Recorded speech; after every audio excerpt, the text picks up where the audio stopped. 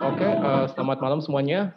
Kembali lagi bersama dengan saya, William Sindrawa. Pada hari ini, saya sedang bersama seorang tamu spesial, yakni adalah Pak Dian Parluhutan, yaitu merupakan salah satu dosen hukum di UPH. Dan pada hari ini kami akan membahas mengenai peran hukum lingkungan dan dampaknya kepada masyarakat. Pertama-tama, izinkan saya untuk memperkenalkan kalian kepada Pak Dian. Dan di sini Pak Dian atau Pak Dian Parluhutan merupakan seseorang yang berwawasan yang cukup tinggi, memiliki wawasan yang cukup tinggi sekali terhadap hukum-hukum bisnis di Indonesia. Sebelum itu, bolehkah Pak Dian memperkenalkan diri Bapak?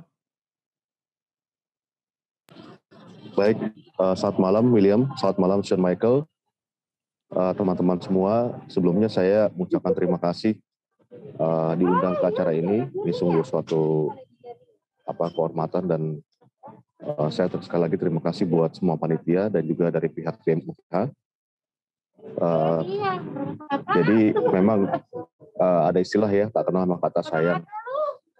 Izinkan saya untuk memperkenalkan diri. Saya Dr. Dian Parluhutan. Saya sekarang full-time lecturer di UPH, Fakultas Hukum, dan juga sebagai koordinator hukum internasional di UPH.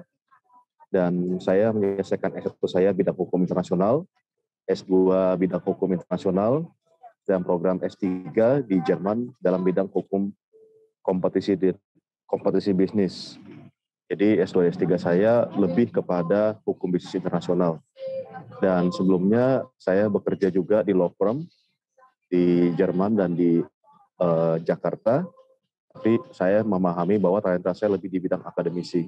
Oleh karenanya saya sekarang berfokus kepada tugas saya sebagai dosen, juga mengembangkan mahasiswa UPH dalam penelitian, dalam kajian-kajian artikel jurnal internasional, dan saat ini saya sedang mengerjakan kajian mengenai penelitian, maksud saya bersama mahasiswa UPH, mengenai dampak dari pandemi COVID global terhadap kebijakan Indonesia dalam memitigasi efek negatif COVID dan bagaimana upaya recovery Indonesia dari COVID.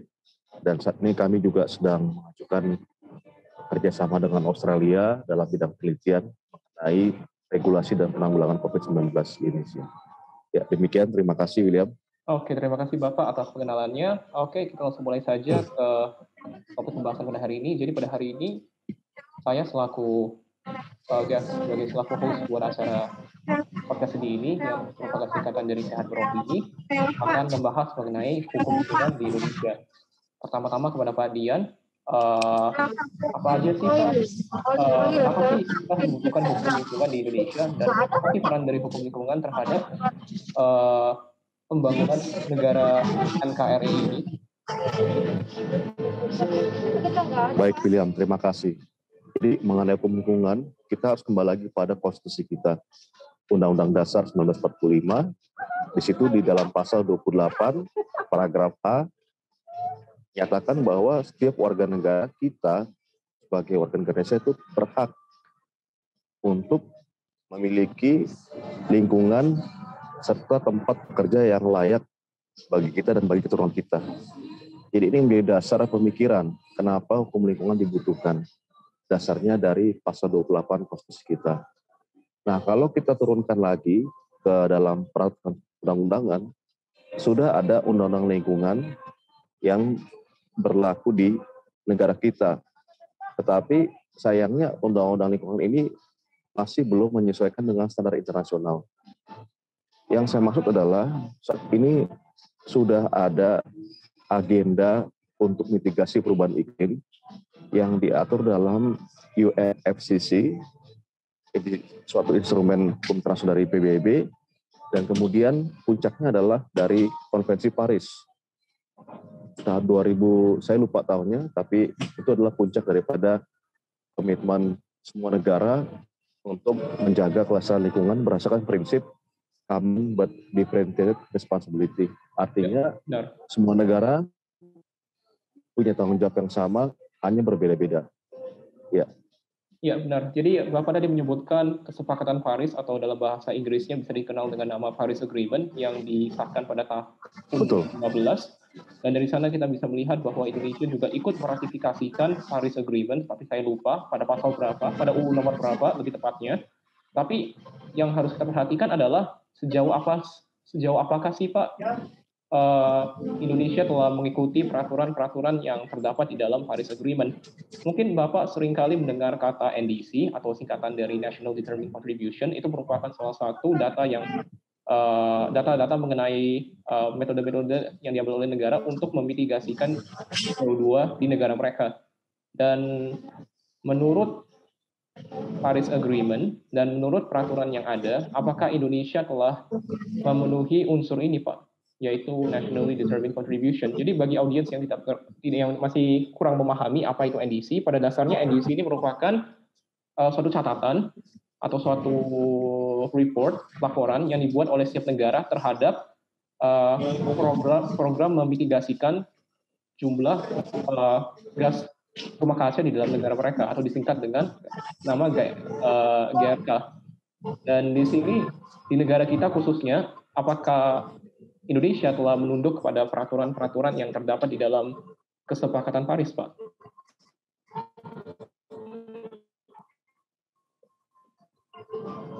Sekarang dia sudah meratifikasi Konvensi Paris.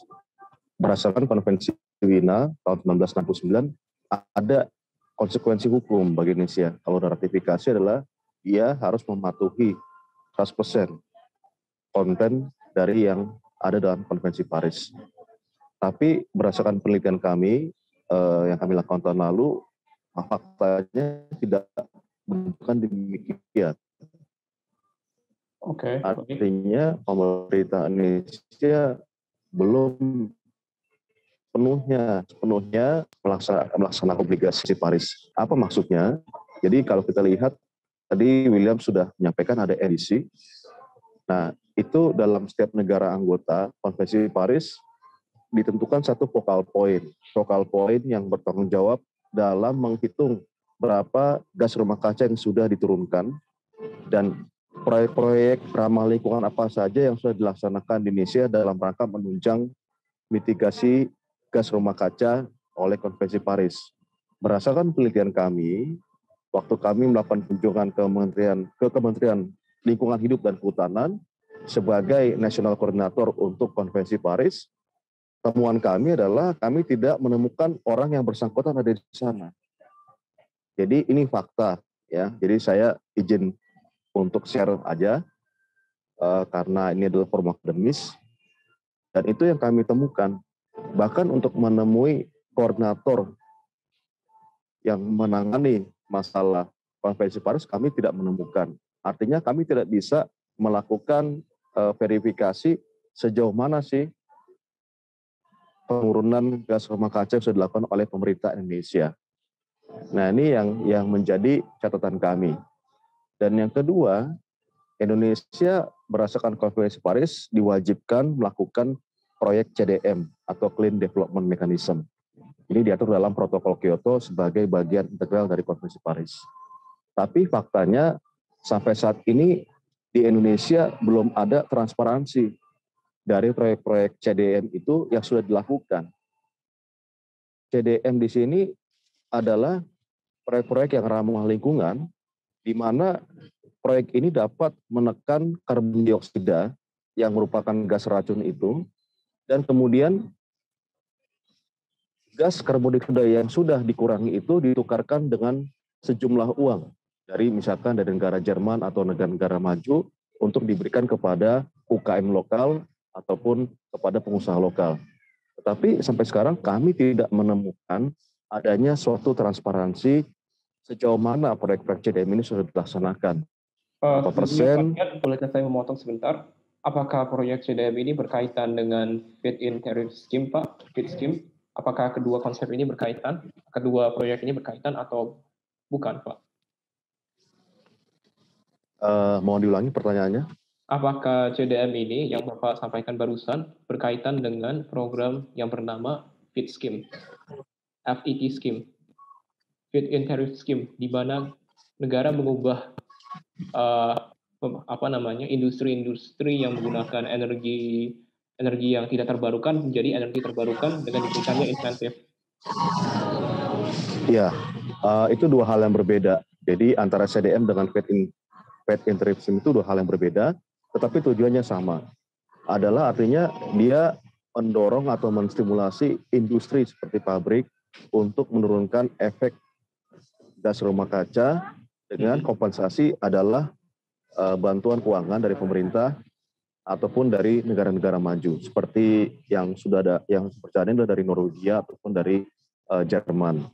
Tapi masalahnya karena ini bicara mengenai uang, kita perlu data yang lengkap, ya, data yang transparan, berapa gas rumah kaca yang sudah direduksi dan berapa uang yang didapatkan oleh UMKM lokal atau investor lokal sebagai kompensasi dari mereka sudah menurunkan gas rumah kaca oleh proyek-proyek ramah lingkungan mereka. Baik. Terima kasih Pak atas penjelasannya. Dan berkaitan dengan undang-undang lingkungan di Indonesia ini, yaitu lebih tepatnya UU nomor 32 tahun 2019 yang telah diratifikasikan lagi di dalam Omnibus Law. Apakah provisi-provisi atau provisions yang terdapat di dalam Paris Agreement ini sudah disentuh oleh undang-undang atau hukum lingkungan di Indonesia, Pak? Saya berdasarkan penelitian kami belum. Baik, tetapi jadi selain CDM yang tadi Bapak sampaikan, apalagi sih Pak yang dibutuhkan oleh Indonesia agar negara kita ini bisa mencapai target yang telah ditentukan oleh Paris Agreement yang seringkali dibahas pada saat meeting COP, yaitu meeting untuk membahas proses program untuk memitigasikan perubahan iklim di seluruh dunia. Apa selain CDM, adakah hal-hal lain Pak yang belum diratifikasikan oleh negara kita ini atau belum diatur di dalam undang-undang lingkungan hidup kita, Pak?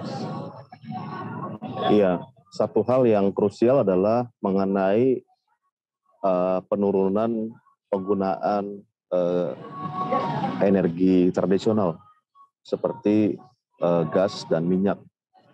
Nah, hal ini jadi kendala di Indonesia karena harga energi tersebut memang murah. Sementara dari Konvensi Paris mensyaratkan Indonesia harus secara bertahap merubah penggunaan energinya kepada energi terbarukan seperti geotermal, kemudian angin ataupun dari air. Nah, pertanyaan saya sebenarnya kalau saya bertanya secara logis ya, kenapa sampai sekarang tidak dilakukan konversi kepada energi terbarukan di Indonesia? Padahal dari sisi sumber daya atau raw materialsnya sudah tersedia sangat banyak. Sebagai contoh, di Sulawesi Selatan itu di garis pantainya Indonesia dikenal sebagai pemilik garis pantai terbesar. Artinya potensi angin dari laut untuk menggerakkan turbin listrik itu sangat besar. Dan ini baru ada satu proyek di Sulawesi Selatan ya, di pantai di Sulawesi Selatan. Nah, kenapa tidak dikembangkan di seluruh provinsi Indonesia? Ini satu pertanyaan. Pertanyaan kedua, Indonesia memiliki cadangan energi geotermal terbesar di dunia. Contohnya adalah di Kamojang. Ya. Pertanyaannya, kenapa sumber energi tidak didaya gunakan atau tidak dikonversikan oleh pemerintah menjadi energi terbarukan? Yang tentu saja biayanya akan bisa lebih murah, dan kedua, akan ramah lingkungan.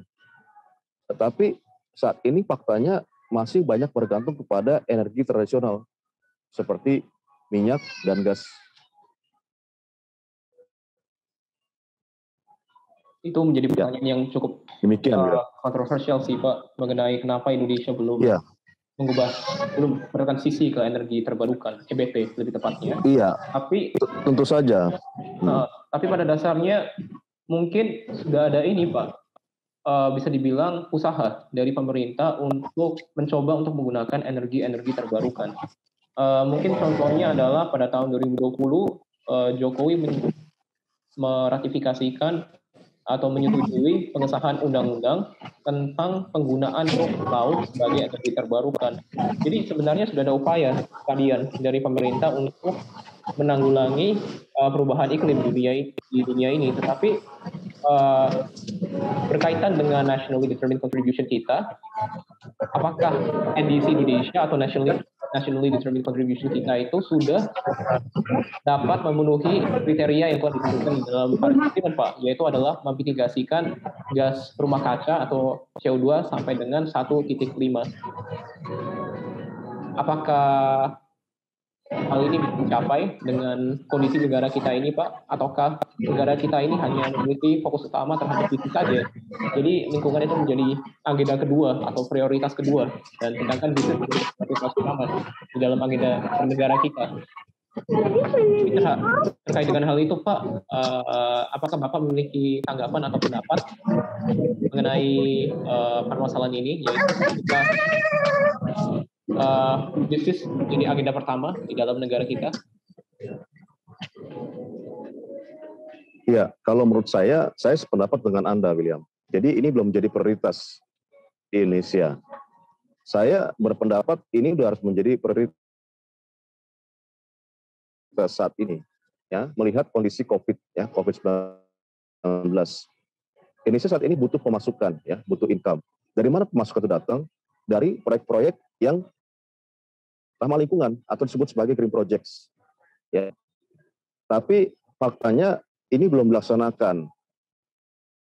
Pemerintah tahun lalu sudah mengeluarkan yang namanya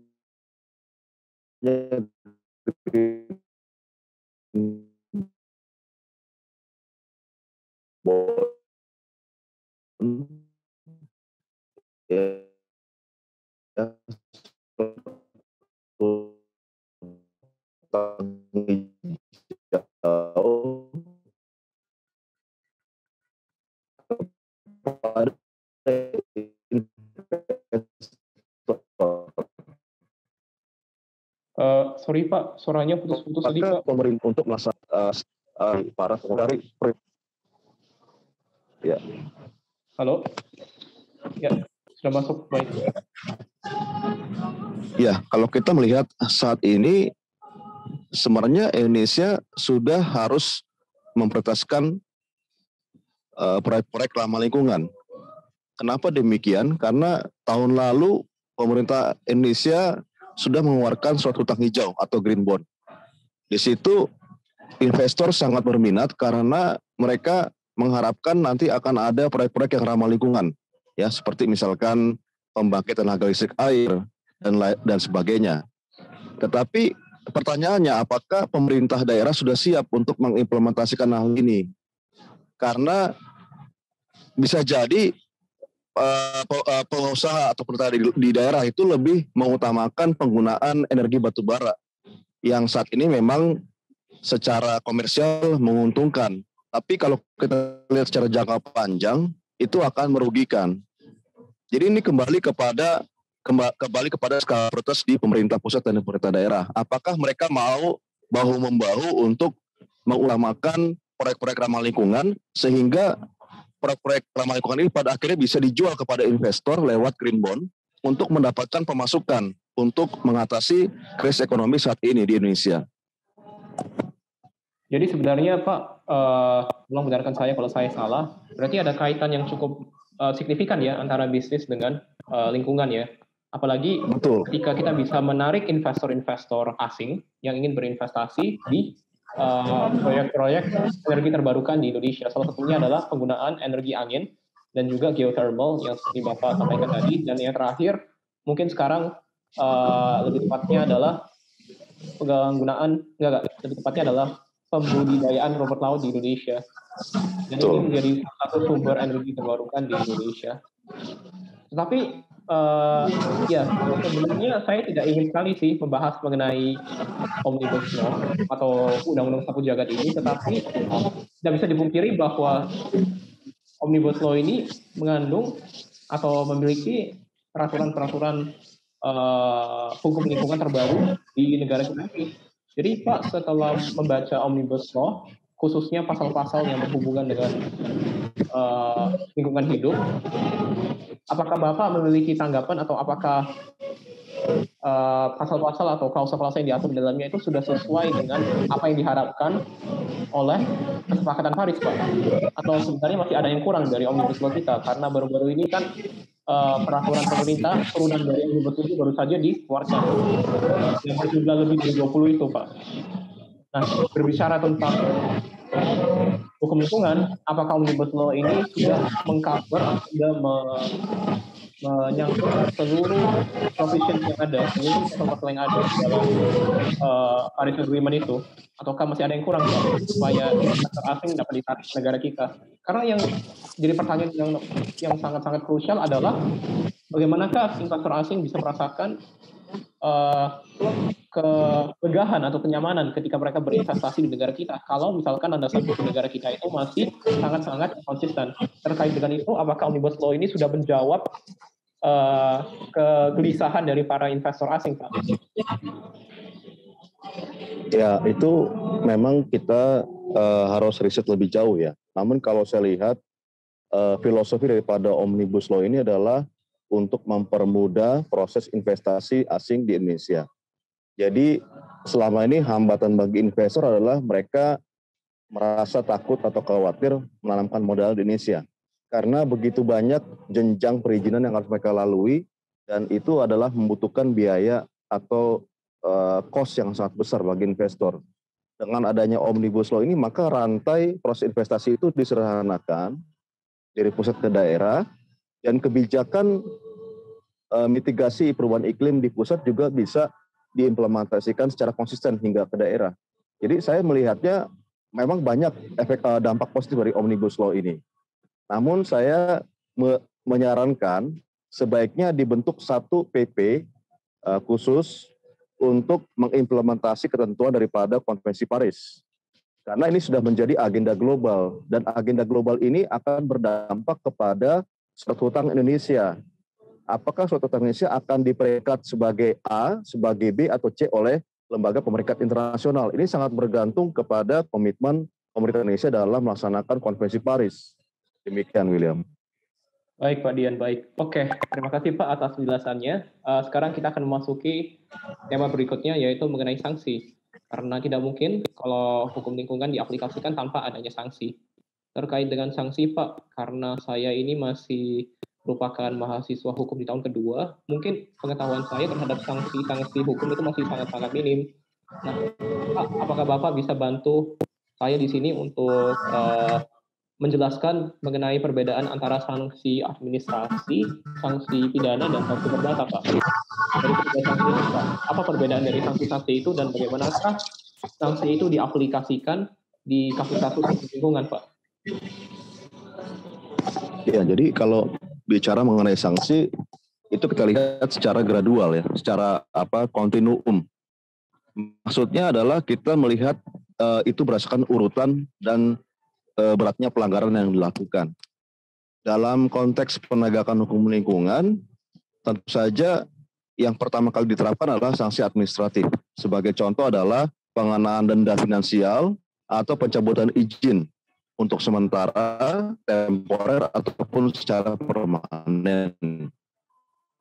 Tapi kalau tidak ada kepatuhan dari pelaku usaha, mengikuti bandel kepada sanksi oleh pelanggaran lingkungan. Jadi mekanisme lewat gugatan kelompok, class action. Nah, pada saat perusahaan tidak mematuhi atau tidak mau merubah perilaku bisnisnya ya kepada yang ramah lingkungan, maka pemerintah dapat menerapkan sanksi pidana sebagai ultimum remedium.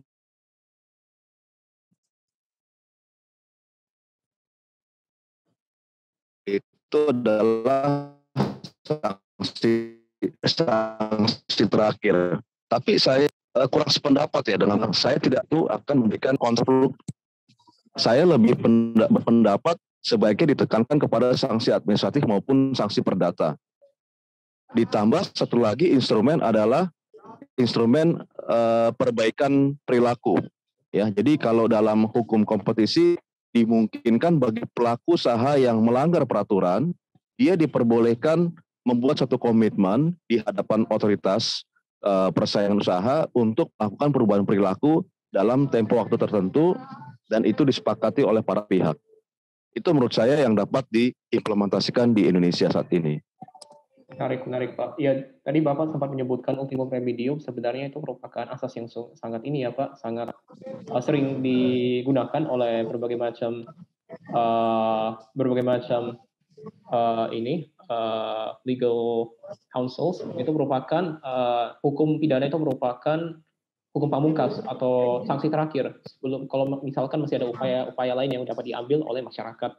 Nah, karena hukum lingkungan ini masih seringkali bertuburkan atau bertumpang tindih dengan hukum adat, Pak. Kira-kira jika tahu ada masalah dengan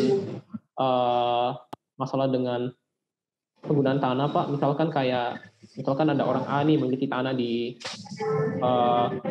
desa ini, desa A gitu. Menurut Bapak, ketika perbandingannya adalah antara hukum adat dan hukum lingkungan dan juga hukum agraria, kira-kira dari antara hukum-hukum yang ada di Indonesia ini, hukum manakah yang seharusnya diaplikasikan terhadap kasus-kasus tanah lepas ini, Pak, di Indonesia yang katanya itu dikuasai oleh masyarakat adat?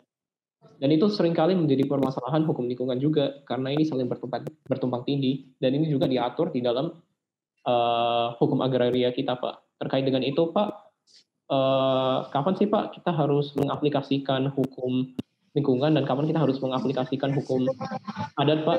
Karena hukum adat ini juga merupakan mata kuliah, kan, Pak, yang kita pelajari di kuliah, di universitas, sehingga tidak dapat dipungkiri bahwa tidak dapat dielakkan juga bahwa hukum lingkungan ini merupakan pelajaran yang penting dan merupakan bagian hukum integral di dalam negara kita ini.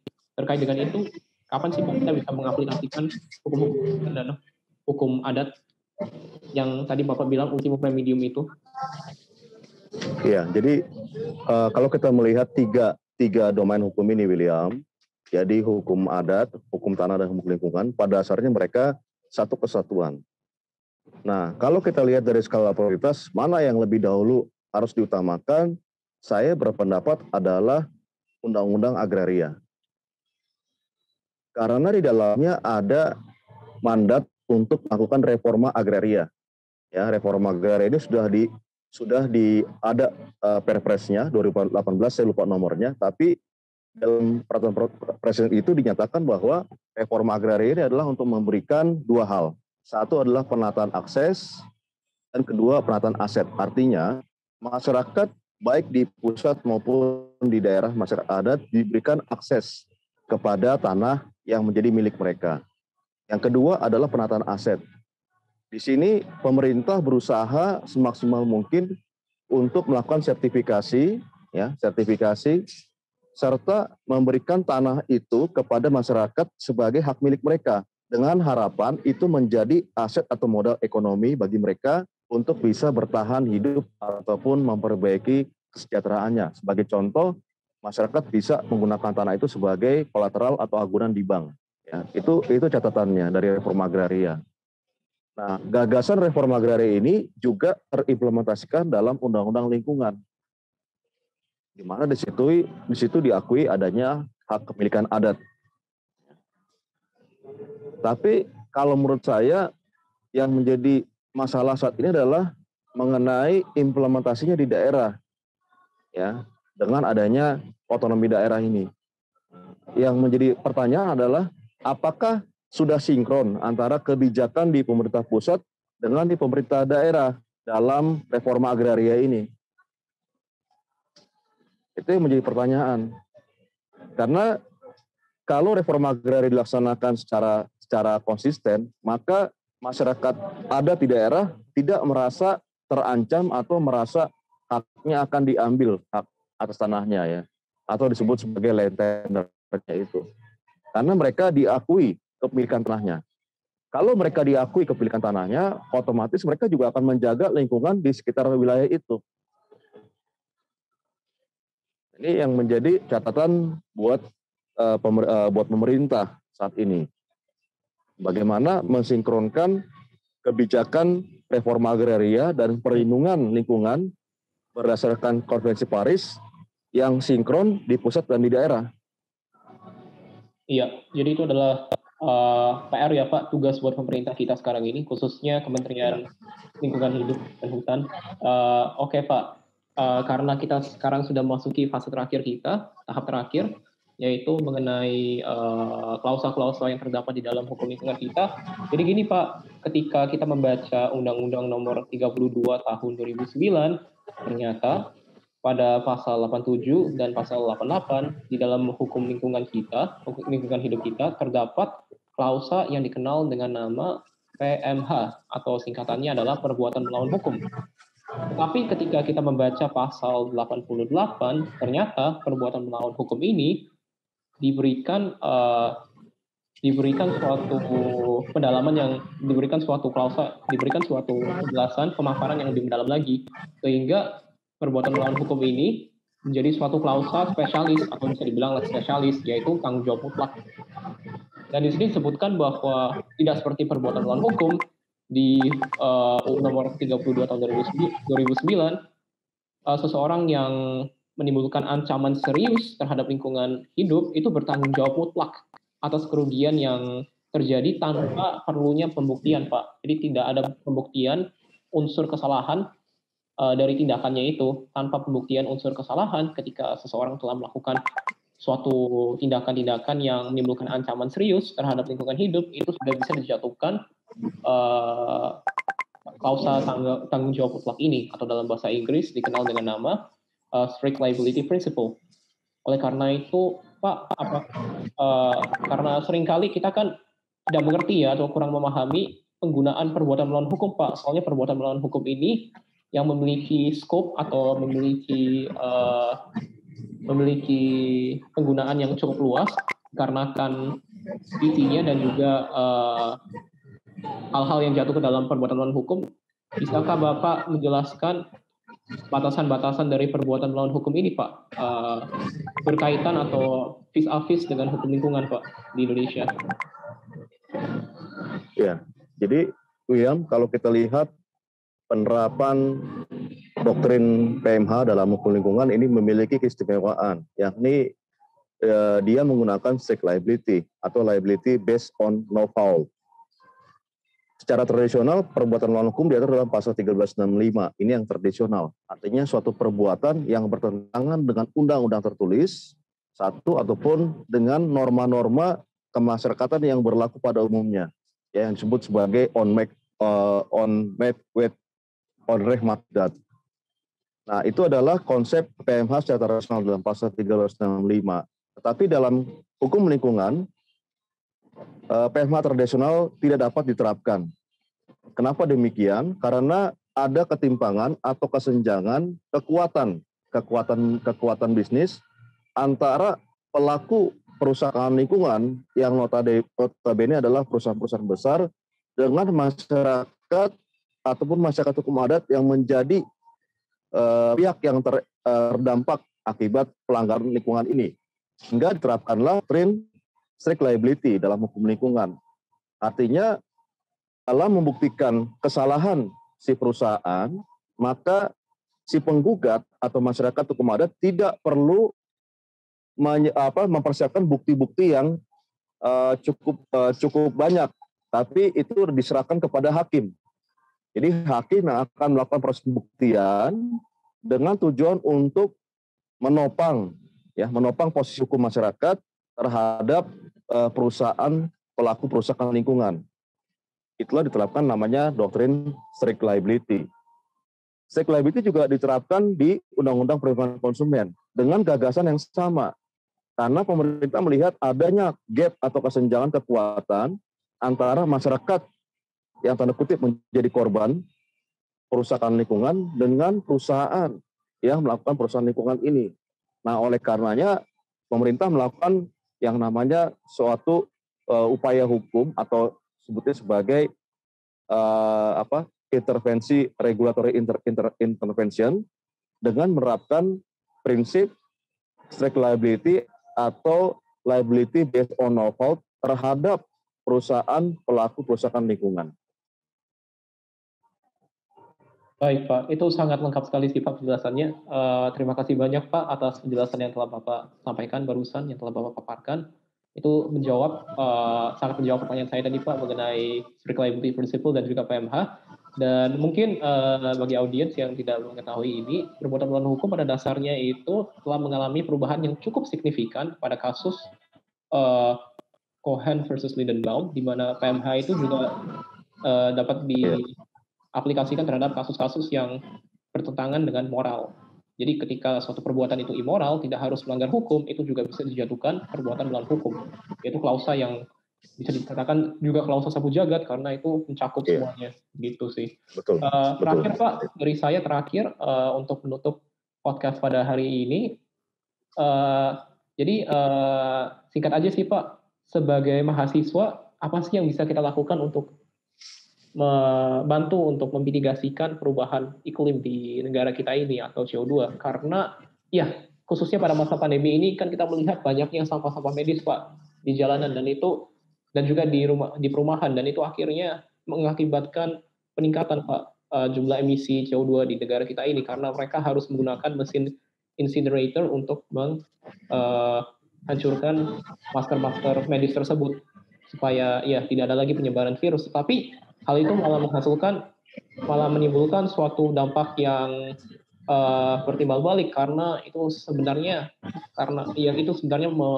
membuat situasi yang lebih parah lagi, membuat penghasilan CO2 lebih banyak lagi, sehingga itu mengancam lingkungan hidup dunia ini. Salah satunya adalah perubahan iklim yang begitu drastis dikarenakan penggunaan mesin-mesin tersebut. Dan terkait dengan itu, kira-kira apa sih Pak yang bisa dilakukan oleh mahasiswa dan mahasiswi, khususnya mahasiswa dan mahasiswi Universitas Pelita Harapan untuk berkontribusi dalam memerangi perubahan iklim di Indonesia, khususnya di negara kita? Ya, kalau menurut saya posisi kalian saat ini adalah suatu privilege ya, atau keistimewaan. Kalian punya peran besar dalam mitigasi perubahan iklim atau gas rumah kaca. Kalau di level personal atau di level pribadi, itu bisa kalian lakukan dengan misalkan menghemat penggunaan energi, ya, seperti misalkan penggunaan lampu atau cahaya, ya, itu yang di level personal. Tapi kalau di level komunal, ya kalian sebagai mahasiswa, kalian bisa berkoordinasi untuk melakukan advokasi kepada UMKM, ya UMKM yang ada misalkan di Provinsi Banten atau di Kabupaten Tangerang. Dan kalian di situ memberikan penerangan atau semacam penyuluhan kepada UMKM lokal, bagaimana sih cara untuk berbisnis atau berusaha yang ramah lingkungan. Itu adalah suatu aktivitas yang akan memberikan dampak yang besar kepada mitigasi perubahan iklim. Karena UMKM itu saat ini mereka cukup besar jumlahnya, dan mereka lah yang sebenarnya menjadi penggerak ekonomi di daerah. Jadi itu menurut pendapat saya, William. Baik Pak. Jadi kita bisa membantu UMKM yang ada di negara kita ini, juga seiring dengan visi dan misi Jokowi. Baik. Itu saja sih Pak dari saya. Sekali lagi terima kasih Pak karena Bapak telah menghadiri acara podcast ini. Dan adakah kata-kata terakhir Pak yang ingin Bapak sampaikan kepada mahasiswa dan mahasiswi UPH yang mendengarkan podcast ini?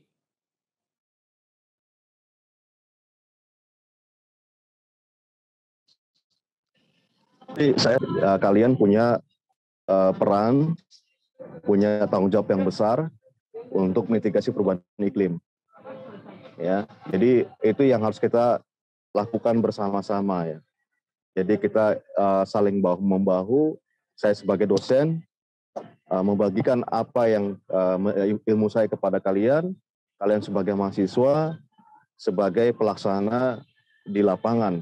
Ya, jadi kita saling bahu-membahu untuk berkontribusi dalam mitigasi gas rumah kaca di Indonesia maupun secara global. Terima kasih, William.